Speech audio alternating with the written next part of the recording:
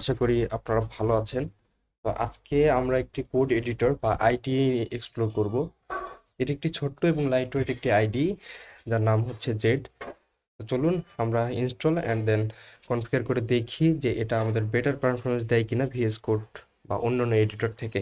স্পেসিফিকভাবে আমি ভিএস কোডই বলবো, কারণ আমরা ভিএস কোডই বেশি ব্যবহার করি। তো আমরা এখন ইনস্টলেশন প্রসেসটা দেখে নেব। ইনস্টল করার জন্য প্রথমে আমাদেরকে ডাউনলোড করে নিতে হবে। তাই আমরা অফিসিয়াল ওয়েবসাইটে গিয়ে সেটা ডাউনলোড করে নিব, যেটা একটি নর্মাল প্রসেস, তাই আমি আর দেখাচ্ছি না, আপনারা করে নিতে পারবেন আশা করি। অফিসিয়াল ওয়েবসাইটে সফটওয়্যারটি শুধুমাত্র ম্যাক ওএসের জন্য লঞ্চ করা হয়েছে, আর যেটা একটি বেটা ভার্সন। এখন আমরা জেড কোড এডিটরের কিছু হাইলাইটিং ফিচার নিয়ে কথা বলি। পারফরমেন্স নিয়ে কথা বললে জেড কোড এডিটর দাবি করছে এটি অন্যান্য কোড এডিটর থেকে অনেকটাই ফাস্টার, এবং এটি ডকুমেন্টেশনে তাদের ডকুমেন্টেশন না আসলে তাদের ওয়েবসাইটে গেলেই সুন্দরভাবে উপস্থাপন করা আছে যে জেড কতটা ফাস্ট কাজ করতে পারে। এই হচ্ছে আমাদের কোড এডিটর। এখানে অনেক কিছু ফিচার আছে, যেমন ভিএস কোডে যেমন টার্মিনাল ছিল, এখানেও একটি বিএলটি টার্মিনাল দেওয়া আছে। শর্টকাট ভিএস কোডে যেমন ছিল, এখানেও ঠিক তেমনই আছে। ট্যাব আপনি স্প্লিট করতে পারবেন ডানে, তারপর নিচে, বামে, যে কোনো হবে। আবার একটার ভিতরে আরেকটাও স্প্লিট করতে পারবেন, যেমন এটা নিচে আমি যদি স্প্লিট করতে চাই তাহলে আমি এটা নিচে স্প্লিট করতে পারছি। এটার আবার যদি আমি বামে চাই তাহলে বামে স্প্লিট করতে পারছি। এটা একটা বেস্ট ফিচার আমার মনে হয়।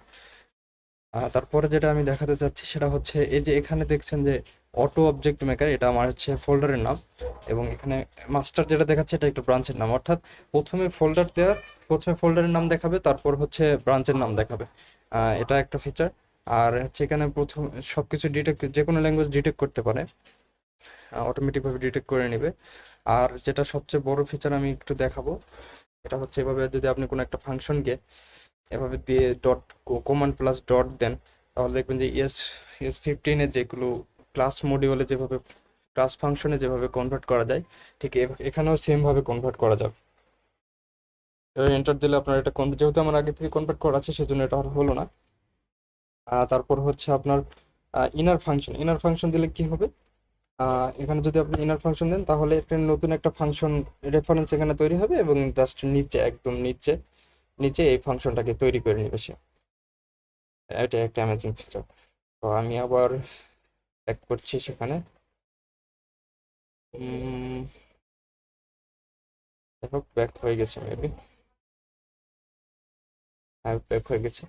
তো আরেকটা যেটা সেটা হচ্ছে এভাবে ডট দিলে আপনি অনেকগুলো ফিচার পাবেন, সেগুলো একটু এক্সপ্লোর করতে পারেন আপনি নিজে নিজে। কমান্ড বাটনটি চেপে রেখে কোনো একটা এলিমেন্ট, কোনো একটা ভেরিয়েবল বা যে কোনো কিছুর উপর যদি আপনি এভাবে হোভার করেন তাহলে তার ডিটেলসগুলো শো করবে।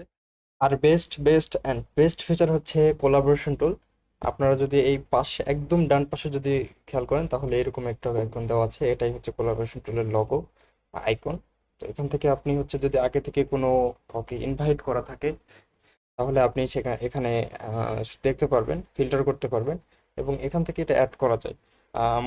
জেনে রাখা ভালো যে এটা হচ্ছে গিটহাবের সঙ্গে অথরাইজেশন কমপ্লিট করে আপনাকে এটা অ্যাক্সেস করতে দিবে, তাছাড়া এটা সম্ভব না।